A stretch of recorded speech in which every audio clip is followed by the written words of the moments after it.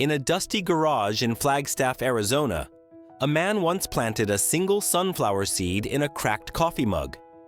Every morning he watered it. Just a few drops, no more. It didn't seem like much, but that tiny act held more weight than anyone around him could ever guess. Because 5 habits just like that, quiet, almost invisible, would later become the roots that saved him. Not overnight, not dramatically, but enough to pull him out of a place so hollow, so silent, he once thought he'd never find his way back.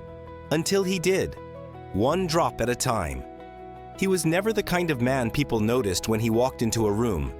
His name was Jacob, and for most of his life, he believed that being quiet meant being small, being invisible. In high school, he was the kid who always held the door but never raised his hand. At work, the one who showed up first and left last but never spoke in meetings. Life didn't scream at him, it whispered.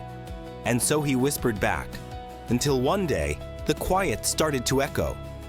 Louder, empty, like the silence inside a locked room. That was the moment something shifted. It wasn't a breakdown, not the kind movies show. It was subtler. A forgotten mug on the windowsill, a dying plant, a reflection in the mirror that no longer looked familiar. He didn't cry out. He just decided, either he would let this slow erosion continue, or he would try something impossibly small. So he made a deal with himself. 1 habit, not 5, not a complete reinvention, just 1. He started watering the plant. And that single gesture became the proof he needed. That effort, no matter how small, still meant he was alive. What followed wasn't a miracle. It was a mosaic. 5 habits. 5 tiny, nearly invisible actions. They didn't scream, but they carried him. Over months, they rebuilt his identity, one small choice at a time. Today, we're going to walk through those 5 habits, each of them simple enough to ignore, but powerful enough to change a life. Not just Jacob's, yours. Because this isn't about becoming someone new. It's about remembering who you already are, underneath the noise. Let's begin. Before we dive in, if this story already resonates with you, like and subscribe to. Grow with us. At first glance, no one in Flagstaff noticed when David started slipping. He still wore his Ranger green uniform to work at the Grand Canyon Visitor Center, still smiled at tourists asking about the best viewpoints, but at home, dishes began piling in the sink. His hiking boots sat untouched by the door for weeks. The sunflower in the cracked mug withered one morning, and he didn't water it. That was the real sign. Not the fatigue or the silence, but the surrender. A quiet voice inside him had started whispering, "What's the point?" And he'd begun to believe it. That voice didn't scream. It crept. It waited until he missed breakfast 3 days in a row. Until the stack of unopened mail in his kitchen looked more like a wall than a pile. Until even brushing his teeth felt like a debate. We think a breakdown looks dramatic, but sometimes it looks like sitting on the floor for 42 minutes, staring at a sock you dropped but can't pick up. And the truth is, David didn't need a breakthrough. He didn't need a retreat in Sedona or a 10-step plan. He just needed something small. Something so ridiculously small, it could slip past the weight of resistance and land safely in his day. That's when he remembered the sunflower. Not the plant. It had died. But the habit. The mug. The motion of caring for something, even when you don't feel worth caring for yourself. That was the beginning. That was the door. The mug ritual. They called it just a coffee mug, but to David, it became a lifeline. Not because it was special, it had a faded Arizona sunset printed on the side and a tiny chip on the rim, but because of what it represented. Every morning, before emails, before news, before self-doubt had a chance to speak, he'd fill that mug with water and place a fresh sunflower cutting inside. That was it. 1 habit, 1 sunflower, 1 mug. It took less than a minute. But it changed everything. See, it wasn't about the flower. It was about proving to his brain, quietly and consistently, that he could create beauty again, that he could still nurture, that despite everything in his life feeling like it was slipping, here was one small space he could keep alive. The ritual became an anchor. On hard days, it reminded him he hadn't given up. On good days, it reminded him how far he'd come. The mug ritual worked because it required almost nothing. No motivation, no plan, no performance. It bypassed the need to feel inspired and went straight to action. And that's the secret most people miss. Small habits aren't about doing a lot. They're about doing something real when everything else feels impossible. Over time, the mug migrated from the kitchen to his desk at the visitor center. Co-workers started asking about the changing flowers. Tourists smiled when they saw it. Without meaning to, David's one act of quiet self-respect became contagious. It was never about the sunflower. It was about building proof, every single morning, that you can still show up for life, even if it's just with water in a chipped mug.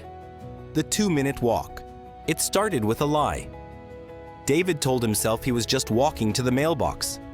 That was it. No pressure, no step goals, no Spotify playlist or workout gear. Just a slow shuffle down the cracked sidewalk of his quiet Flagstaff street, envelope in hand.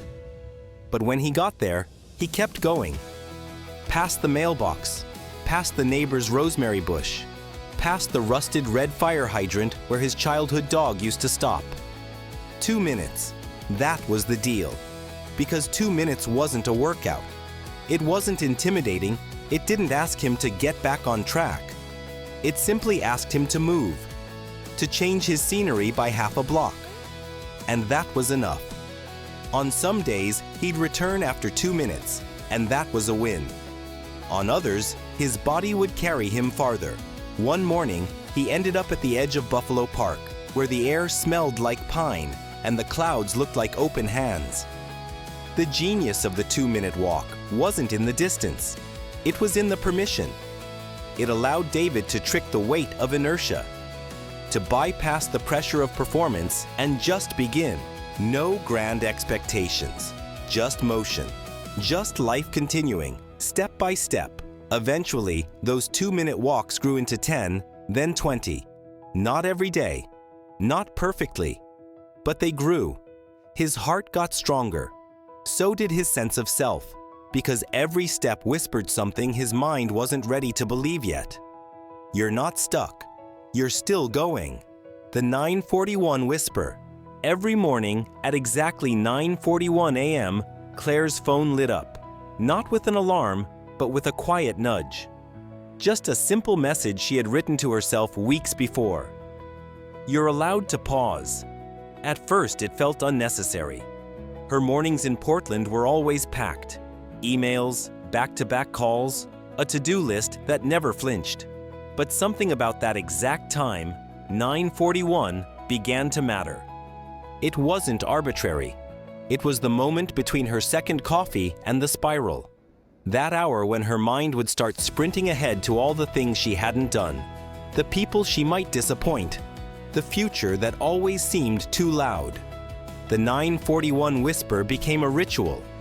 When it buzzed, she stopped.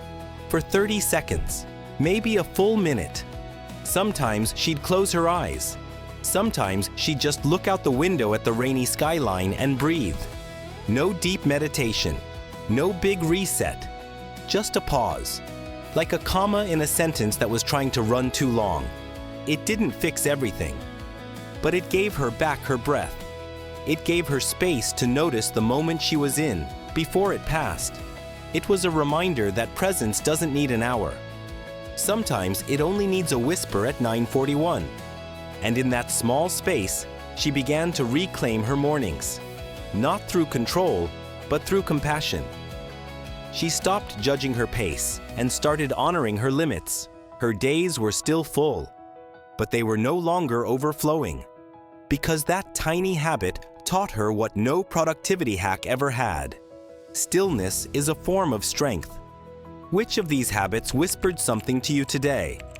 drop a word, a thought, or a moment you want to remember in the comments below. The anchor alarm. Every morning, precisely at 6:27 a.m., James's phone buzzed. Not with a blaring alarm, but with a soft chime he had set himself. He called it his anchor alarm, and no, it wasn't about waking up on time.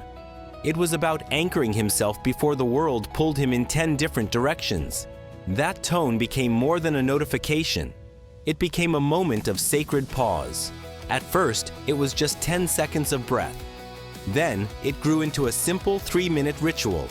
He sat up in bed, feet grounded, eyes closed, one hand on his chest, the other on his belly, and he asked just one question.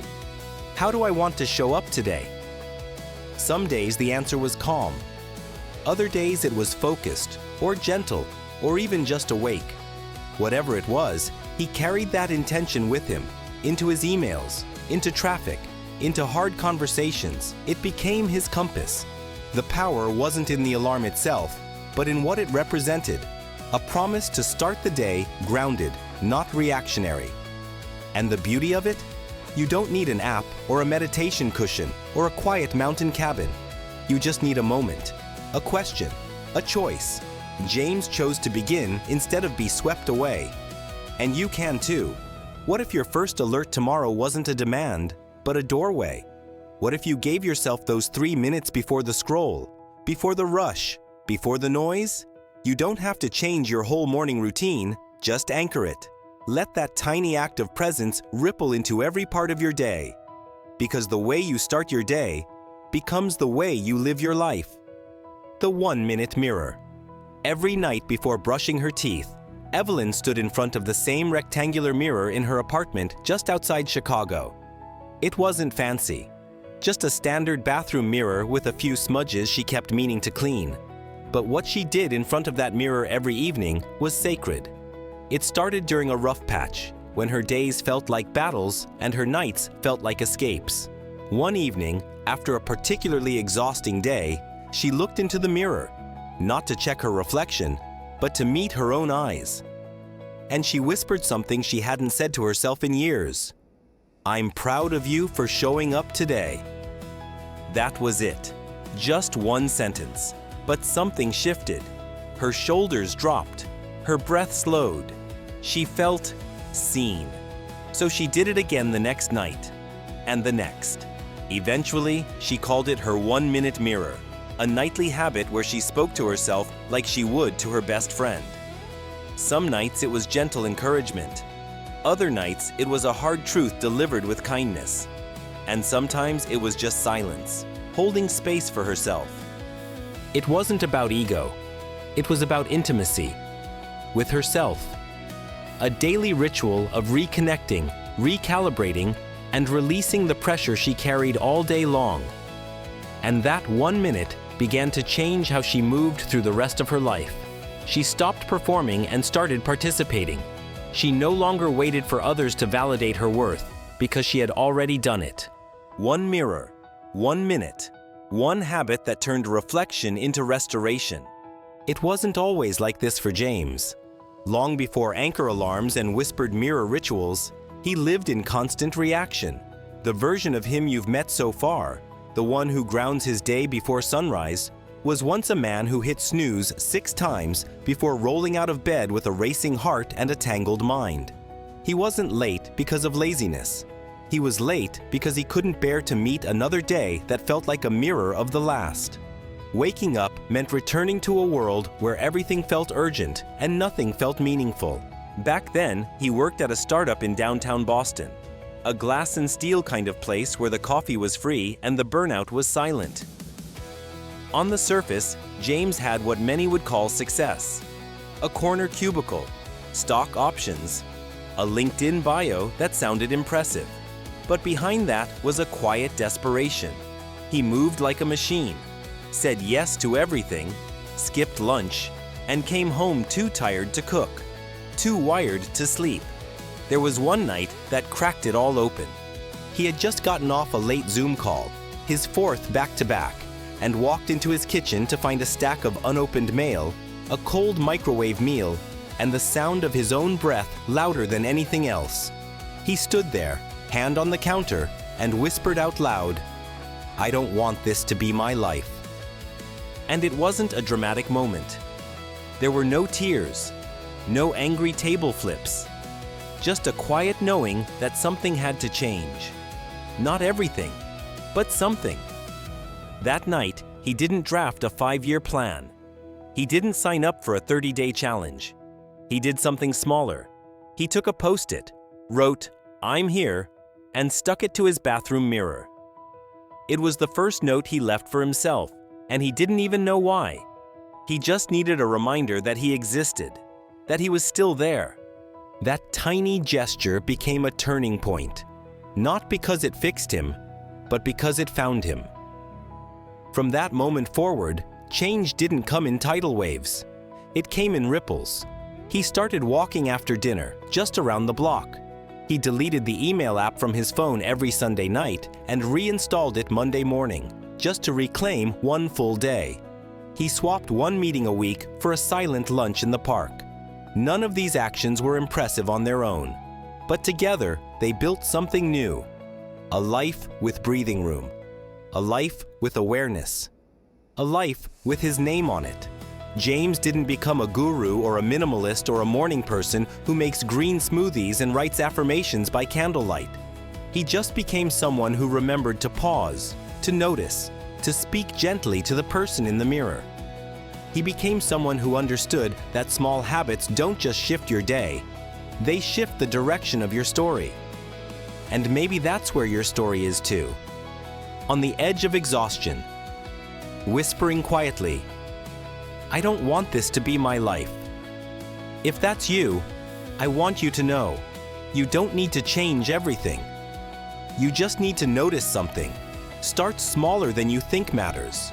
One breath, one sentence, 1 minute of your own attention. That's how it began for him. James didn't wake up transformed one day. What shifted wasn't outside. It was underneath. A slow rewiring. A subtle reclaiming. The habits he built weren't tools he forced onto his life. They became reflections of a decision he made again and again, often without realizing. I matter enough to try. It was never about productivity. It was about identity. You see, beneath every small habit is a quiet vote. A signal you send back to yourself about who you believe you are. When James wrote that first Post-it, it wasn't an act of motivation. It was an act of remembering. He had spent years waiting to feel like he belonged in his own life, not realizing that belonging begins with showing up, not arriving perfect. And the shift? It wasn't loud. It didn't come with applause or a viral post. It was in the way he paused before replying to a harsh email, in the way he stood taller when walking into rooms that used to shrink him. His inner world changed before his outer one ever noticed. And eventually, the world began to meet him differently. Not because it changed, but because he had. That's the invitation in front of you. Not to adopt someone else's morning routine or force a new habit onto a life that's already stretched thin. The invitation is to choose one small, sincere act of alignment. A habit that doesn't perform, but reveals. Something that tells your nervous system, we're safe now. We're listening. Maybe for you, it's placing a glass of water on your nightstand so you hydrate before the scroll. Maybe it's whispering one word of compassion to yourself before the critic gets the mic. Maybe it's leaving your shoes by the door so you remember to walk, not just run. These aren't grand gestures, but they're anchors. They're signatures. They're the tiny signatures of someone reclaiming authorship. What James discovered, what I hope you'll discover, is that you don't need to wait for a breakdown or a perfect season. Change doesn't require chaos. It requires noticing. It requires a willingness to believe that small isn't weak. Small is precise. Small is powerful when it's pointed in the direction of meaning. Imagine for a second that a future version of you is watching this moment like a movie scene. Not the highlight reel. This scene. Right now. You, sitting where you are, maybe exhausted, maybe hopeful, maybe both. And that future version smiles. Not because you have it all figured out, but because this is the moment you stopped running from yourself and turned inward. This is the moment something clicked, something softened. That version of you doesn't need perfection. They just need your presence. So take this moment and draw a line, not a dramatic one, just a soft one, between how things have been and how they could be. Between surviving and noticing, between coping and becoming. You are not a project. You are not a checklist. You are a person with breath in your lungs and time on your hands. What you do with that time doesn't need to be revolutionary. It just needs to be yours. There's a version of you on the other side of these habits. Not a shinier version, not a better version, just a truer one. Someone who doesn't outsource their worth to how busy they are. Someone who greets their reflection with kindness, even when they feel behind. Someone who knows that the tiniest act of care, done consistently, can become a foundation strong enough to hold a whole new way of living. James is not extraordinary. He is just someone who got tired of waiting for life to feel different and decided to meet himself where he was. And you're already closer than you think. You're not starting over. You're stepping in. To yourself. To your story. To the small, sacred rituals that remind you. You're already enough to begin. In the stillness of early morning, before the notifications, before the noise, James would sit by his window and watch the streetlight flicker off as the sun began to rise. That moment, quiet and unnoticed by the world, became his reminder. Transformation doesn't arrive like thunder. It whispers. It hums. It builds in tiny repetitions. In the turning of the wheel. In the drop that fills the bucket. And now we return to where we began, with the image of the wheel, spinning, steady, silent. At first, James pushed with all his might and it barely moved. That's what the beginning feels like. Awkward, thankless, like effort poured into a void. But then the rhythm caught. The wheel found momentum, not because James became stronger overnight, but because he didn't stop pushing. Because he allowed tiny effort to stack. He thought he needed motivation. What he needed was movement. Each habit, no matter how small, added one more push, one more drop in the tank. Drinking a glass of water in the morning, one push. Journaling a single sentence before bed, one push. Stepping outside for 5 minutes of air, another. Over time, the weight of the wheel didn't change, but James did. He stopped seeing change as a sprint and started seeing it as sculpture. Not one strike that breaks the stone, but hundreds of taps in the same place. And now you're standing in that place, the place where your story starts to bend. Not because someone handed you a perfect plan, but because you're learning to trust yourself again. You're learning that you don't need to change your entire life in a week. You just need to change your relationship with the moment you're in, with the choice you're about to make, with the next breath. That's the truth James learned sitting by his window. That life isn't waiting for you to prove you're worthy of a second chance.